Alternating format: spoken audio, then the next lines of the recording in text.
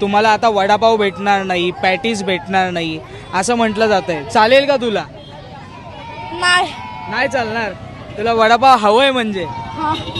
खरं तर याच्यामध्ये आहे ना, जे भेसळयुक्त जे पदार्थ आहेत, म्हणजे जे याच्यामध्ये जर का त्यांनी क्वालिटी चांगल्या पद्धतीची आहे ना, म्हणजे तेल वगैरे आणि बाकीच्या गोष्टी जर का वापरत असतील तर ते हानिकारक नाही. आपण घरामध्ये पण वडापाव किंवा भजीपाव या गोष्टी ज्या तेलकट आहेत किंवा फक्त जे कार्बोनेटेड ज्या गोष्टी आता त्या काही आहेत त्याच्याविषयी त्यांनी जे निर्बंध लावलेले आहेत त्याबद्दल आहे ना माझं सहमत आहे. तुला काय वाटतं आता कॅन्टीनमध्ये काय काय मिळतं?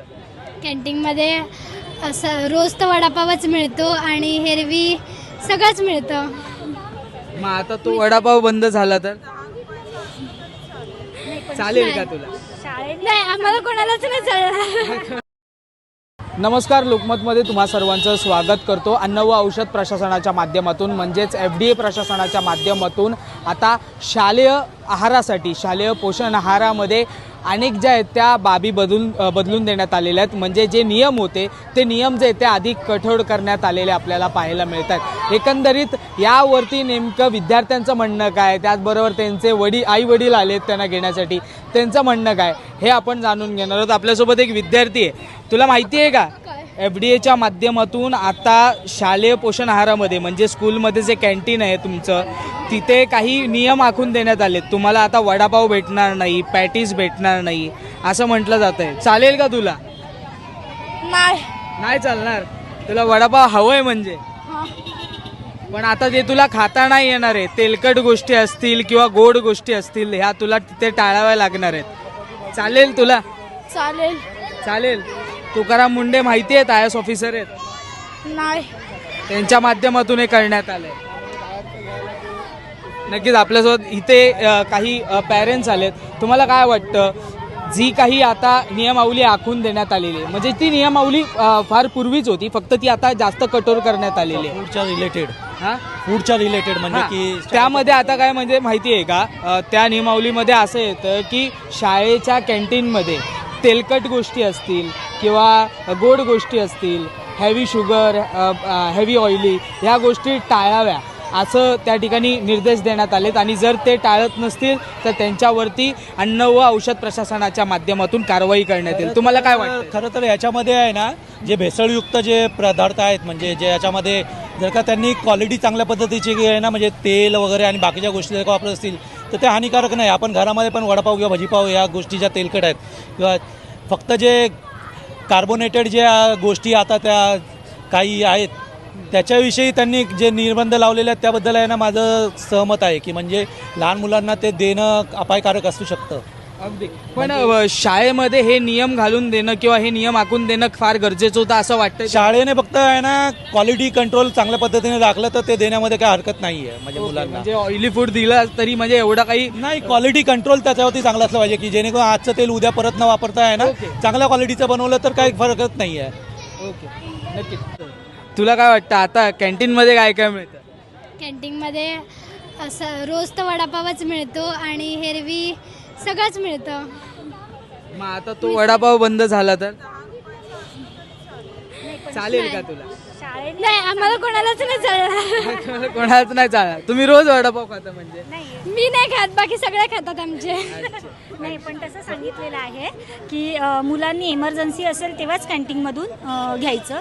एरवी पोळी भाजी कंपल्सरी शाळेने सांगितली. अगदी. आपल्यासोबत काही आणखीन या ठिकाणी पालक आहेत.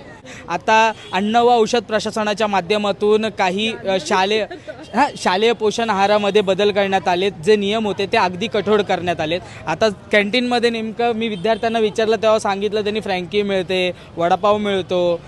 तर आता ह्या गोष्टी बंद कराव्या असे नियम आखून देण्यात आले. तुम्हाला काय वाटतं? पालक म्हणून मी त्यांच्याशी संवाद साधणारच आहे आणि त्यांच्याकडनं मला काय उत्तर येणार हे माहितीच आहे, परंतु तुमचं मत काय यावर? नाही, निर्णय तर योग्य आहे, पण त्याच्यावरती निर्बंध घालून ते साध्य होईल का हाही एक मुद्दा आहे. आणि ॲटलिस्ट बाहेरच्या खाद्यपदार्थांपेक्षा शाळेमध्ये तरी निदान क्वालिटी सांभाळली जाते किंवा त्याच्यावर काहीतरी तर कंट्रोल आहे असं म्हणता येऊ शकतं. पण मुलांचं त्या संदर्भात त्यांना अधिक प्रोत्साहित करणं, त्यांच्याशी संवाद साधणं जास्त महत्त्वाचं आहे असं वाटतं. कारण नुसतं निर्बंध लादून होईल असं नाही, पण हा निर्णय नक्कीच चांगला आहे की ज्या पद्धतीने मुलांचं आजारी पडणं आहे, पोटदुखी किंवा यासारखे कंप्लेंट आहेत ते बघता ह्याचा नक्की फायदा होईल आणि त्याचा फरक पडेल का हे बघूया, प्रयत्न करायला हरकत नाही. मुंडेंच्या याही कारवाईवरती पालक सहमत आहेत. हो नक्कीच. तुकाराम मुंडेंची ते कारवाई करतायत म्हणून नाही, पालकांची हीच इच्छा आहे की हे व्हायला पाहिजे. पालकही कधी कधी वेळेच्या अभावी आणि ह्या सगळ्याच्या अभावी एखाद दुसऱ्या वेळा मुलांच्या नखऱ्यांपुढे हे करतात. तर एखाद दुसऱ्या वेळेला पर्याय असणं ठीक आहे, पण तो कायम पर्याय नाही, कारण लॉंग टर्ममध्ये ते तब्येतीसाठी नक्कीच चांगलं नाही आहे. काही विद्यार्थी आपल्यासोबत आहेत. तुला काय वाटतं बाबा, आता कॅन्टीनमध्ये जे काही पदार्थ मिळत आहेत त्यापैकी आता बंद होणार आहेत काही दिवसातच, असं कळतंय का? हां, मी पेपरमध्ये वाचलेलं की अशा थोड्या कारवाया केल्या गेल्या आहेत. पण म्हणजे हे चांगलं आहे की म्हणजे खूप मुलं दररोज कॅन्टीनमध्ये जातात, दररोज खातात. तू नाही जात? नाही, मी महिन्यातून एकदा किंवा दोनदा जास्तीत. आता ते महिन्यातनं एकदा पण बंद होणार आहे. हां, म्हणजे काही मुलांना म्हणजे ते खूप लांबून येतात आणि त्यांना कधी कधी डबा बनवता नाही येत आईवडिलांना. खूप ट्रेनने पण येतात आणि ट्रेन सुटली तर मग गर्दी लागते आणि मुलांना चेंगराचेंगरी होते, म्हणून मुलं कधी कधी कॅन्टीनमध्ये खातात. पण जे अगदी जास्त हार्मफुल पदार्थ आहेत म्हणजे प्रॉपर जंक फूड ज्याच्याने म्हणजे आपल्याला प्रॉब्लेम होऊ शकतो, म्हणजे पिझ्झा, फ्रँकी, बर्गर किंवा फ्रेंच फ्राईज असे पदार्थ बंद केले ठीक आहे. किंवा म्हणजे जे मुलं दररोज खातात त्यांना म्हणजे त्यांचं पण जास्त करून पोट दुखतं, जे कमी खातात त्यांच्यापेक्षा. तुकाराम मुंडेंनी ही सर्व बदल केले, त्यांना काय म्हणशील काय तुझ्या माध्यमातून एक विद्यार्थी म्हणून? माझ्या मते चांगलं केलं आहे. म्हणजे मुलं जे खातात, जास्त खातात, त्यांच्यावर थोडा कंट्रोल येईल, कमी खातील. आणि आईवडील पण म्हणजे आई बाबा पण कधी असं म्हणतात की जाऊ दे, कटकट नको, लगेच पैसे देऊन टाका, म्हणून मग ते पैसे देऊन टाकतात आणि मग मुलं त्याचा फायदा करून ती कॅन्टीनमध्ये खातात, चॉकलेट खातात, अशी मजा करतात. हां. तू काय खातो की नाही कॅन्टीनमध्ये? खातो म्हणजे हे खोटं बोलतोय, म्हणजे काहीतरी वेगळं आहे. म्हणजे महिन्यातून एकदा दोनदा होतं. हो, ओके. तो एकदा खातो, तू दोनदा खातोस. आता मग काय ते वडापाव, त्यानंतर ते जे काही भेटायचे कटलेट्स, त्यानंतर फ्रँकी, हे सगळं बंद होणार आहे. कसं वाटतं हे ऐकून? चांगलं वाटतंय. म्हणजे जे रोज खातात त्यांच्यामध्ये पण बदल होईल. घरचे पदार्थ खायला त्यांना हे होईल, म्हणजे आवड होईल त्यांना. मग काय तुकाराम मुंडेंचं काय म्हणजे थँक्यू म्हणशील की त्यांना काय सांगशील की थोड्या दिवस ठेवा फक्त हे, असं काय? थँक्यू म्हणेन. नक्कीच हे शालेय विद्यार्थी आहेत. आणखीन काही आपल्यासोबत पॅरेंट्स आहेत, काही पालक आहेत. काय वाटतं जे बदल करण्यात आलेले आहेत आता शालेय पोषण आहाराच्या संपूर्ण नियमावलीमध्ये, किंवा ते बदल नाही म्हणू शकत, जी नियमावली होती तीच आता कुठेतरी कठोर करण्यात आलेली आहे. तुम्हाला काय वाटतं त्याबद्दल? नाही, ॲक्च्युली मुंडे साहेबांनी चांगला निर्णय घेतलेला आहे आणि तो विचार करून अभ्यास करून घेतलेला आहे. आत्ताच्या काळात तो ट्रेंड झालेला आहे की वडापाव, बर्गर, ह्या त्या गोष्टी, पण त्याच्यामध्ये काही अर्थ नाही आहे. आणि लहान वयापासूनच आपण त्या मुलांना म्हणजे बाहेर काय खायचं तर हे खायचं असा विषय तो रुजला गेलेला आहे. तर आत्ता त्यांनी हे केलं, पण ह्याच्यावर काहीतरी ऑप्शन निवडले पाहिजे. इंडियन फूड जे बाबा घरी नाही तर तिथं भेटू शकतात, असं काय दिले. भाजी चपाती आली पाहिजे त्या, म्हणजे आता फ्रँकीच्या जागेवरती भाजी चपाती यावी. हां, म्हणजे गव्हाची भाजी, चपाती, रोल तशा टाईपमध्ये. आणि पालकांनी सुद्धा त्याला थोडंसं म्हणजे आपण कसं महत्त्व देतो की बाबा वडापाव खाऊया, बर्गर खाऊया, हे खाऊया, तसं त्याला हे केलं पाहिजे. त्यांचा माइंडसेट तो नवीन बनायला पाहिजे, चेंज झाला पाहिजे. तो बदल चांगला आहे. मुंडे साहेबांनी चांगला निर्णय घेतला ॲक्च्युली. आता शाळेत पण वडापाव भेटतो, पहिला तो बंद केला पाहिजे शाळेने. नाहीतर आपण हे सगळं बोलून शाळेवाले चालू ठेवून तर फायदा नाही. जर त्यांनी असं सांगितलंय, जर असं काही सुरू असेल आणि त्यांच्या जर नजरेत आलं तर त्यांच्या माध्यमातून थेट कारवाई करण्यात येईल, असं थेट त्यांच्या माध्यमातून सांगण्यात आलेलं आहे.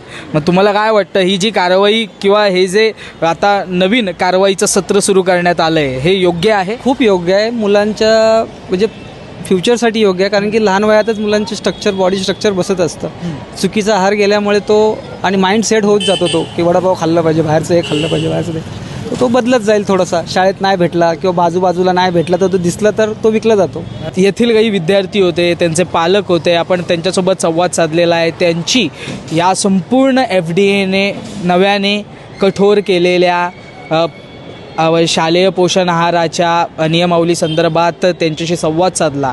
नेमकं ही जी नियमावली आहे किंवा जे काही आता निर्बंध आहेत ते ज्या पद्धतीने कठोर करण्यात आले त्याबद्दल विद्यार्थ्यांना काय वाटतं, त्यांच्या पालकांना काय वाटतं हे आपण जाणून घेतलेलं आहे. त्याच्यामुळे तुम्हाला FDA आखून दिलेली नवीन नियमावली किंवा ती कठोर केलेली नियमावली, तुम्हाला त्या नियमावलीबद्दल काय वाटतं हे कमेंटमध्ये नोंदवायला विसरू नका आणि त्यासाठी पाहत राहा लोकमत.